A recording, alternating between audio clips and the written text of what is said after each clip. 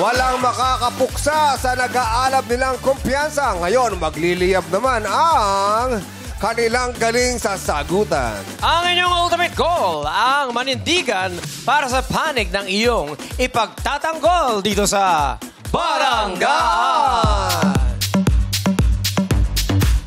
Hey. Magbibigay kami ng isang issue para sa nagtutunggaling mga escort.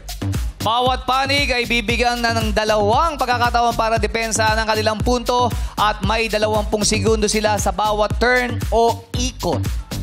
Okay, ngayon simulan na natin ang Baranggaan. Pumesto na kayo, Robel and Wilbert. Yan. O sige, check muna natin ang kanilang buzzer. Robel, pindutin mo nga.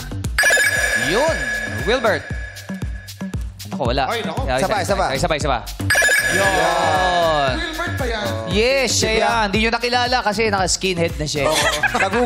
Nagugas pa si Bianca kasi tinuloy niya yung paggupit ko. Correct. Opo, Siya sorry nagtuloy, po, sorry. nag-ayos. Pero bagay sa'yo, Wilbert. Lakas ng dating. Yeah. New look. Grabe. Para ko nga po yung nagliliyab. Bumata ka ng mga 2 weeks. 2 weeks lang? Oo. 5 lang taon? Oo, bumata. Okay, ready na ba kayong dalawa? Kamay sa nose bridge. Saan ba yung nose bridge? Pag may... Bakit sa akin rin natanong? Wala nga ako niyan eh. Meron na. Meron naman. Meron naman. Meron ba? Oo. Okay, sige. Mababa lang. Okay. Ito ang tanong. Sino ang mas matapa?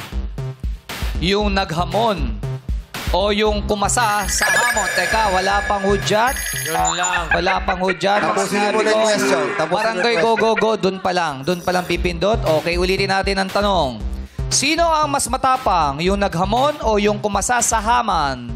Hamon. Masarap kasi kayo ng hapon ngayon, tag-ulan eh. Tapos may kape. Di ba? May kape. Oo. Marami kasing gahaman. Oo. Ulitin natin ang tanong. Suman tsaka hamon, haman. Yo. Sino ang mas matapang? Yung naghamon o yung kumasa sa hamon? Barangay go, go, go! Yes, Wilbert. Mauna. Ikaw Mauna po ako. Ikaw mauna. Sino una magsasalita? Ako po. Ikaw. Ikaw na. Salamat. Okay, sige. Ikaw ang unang magsasalita. Anong panig? Anong pinipili mo? Yung kumasa sa hamon o yung naghamon? Yung naghamon po. Naghamon. Okay, ikaw ang unang magsasalita. Ibig sabihin niyan, si Rubel ay ang kumasa sa hamon. Okay, ikaw mauna, Wilbert.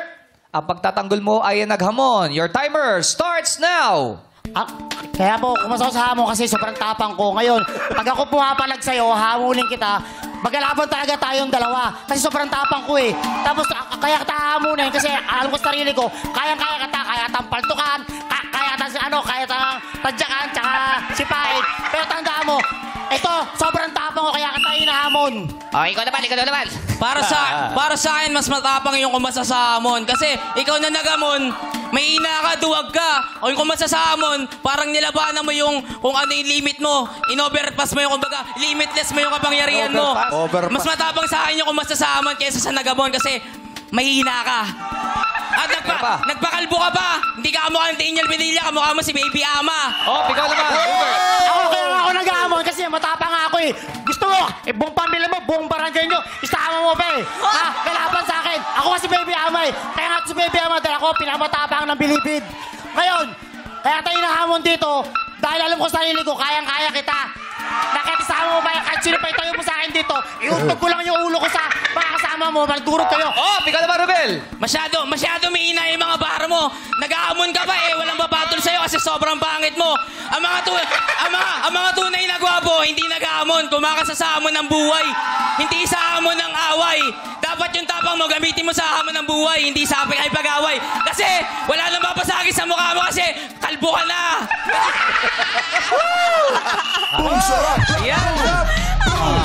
Yan ang kanilang pinaglabanan ang naghamon at kung masasamon, kitang-kita Yes. pag close up kay Rupa May, ha? Wala siyang naintindihan, ha?